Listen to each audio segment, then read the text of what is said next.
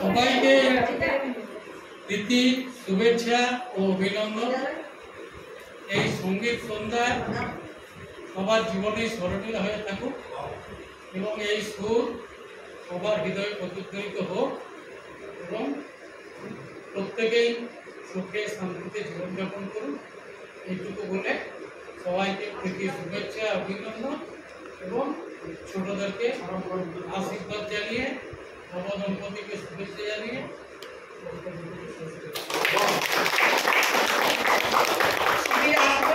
করছিল মাইক্রোফোন হাতে পেলে আট থেকে আসি সবাই